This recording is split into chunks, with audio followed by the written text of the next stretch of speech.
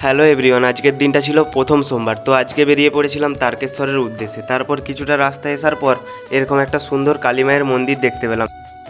তারপর কালী মায়ের প্রণাম নিয়ে তারকেশ্বরের দিকে রওনা দিচ্ছি আমরা। তোমরা সকলে এই ভিডিওটার সঙ্গে যুক্ত থাকো। তো আমি তারকেশ্বর যেয়ে কী করছি সেটা এই ভিডিওর মাধ্যমে তোমাদেরকে তুলে ধরবো।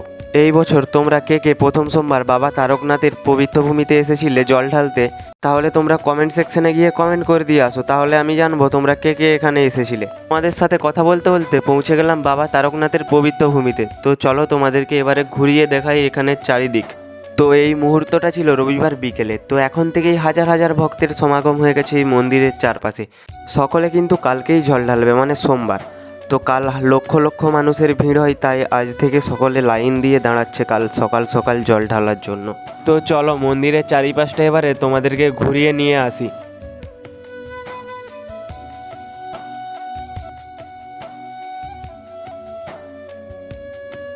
মন্দিরের আশেপাশে প্রত্যেকটা দেওয়াল এই রকমভাবে সাজানো হয়েছে।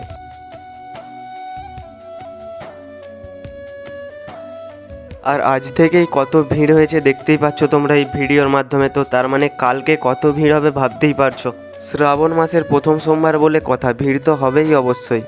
আর মন্দিরের আশেপাশেই রয়েছে এরকম প্রচুর দোকান, এখান থেকেই তোমরা পুজোর ডালি কিনে নিতে পারবেন নিজের পছন্দ মতো। আর এটা হলো মন্দিরের 1 নম্বর গেট। তো এই দিকেই সকলে জল নিয়ে যাচ্ছে বাবার মাথায় জল ঢালার জন্য।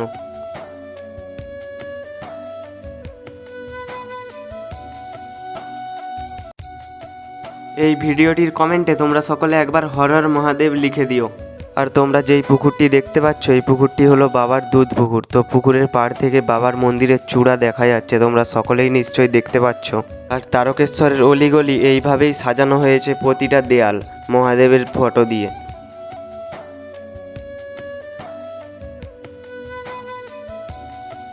আর লক্ষ লক্ষ ভক্তের থাকার জন্য এই রকম ক্যাম্প করা হয়েছে। মন্দির থেকে একটু এগিয়ে আসলেই রাস্তার পাশেই পড়বে এই ক্যাম্পগুলো।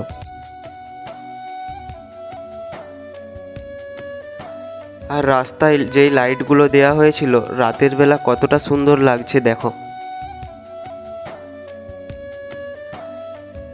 আজকের এই মিনি ভ্লগটি এখানেই শেষ করি বন্ধুরা, দেখা হচ্ছে আবার নতুন কোনো ভিডিও নিয়ে। তো এই ভিডিওটি যদি তোমাদের ভালো লেগে থাকে লাইক কমেন্ট শেয়ার অবশ্যই করবেন।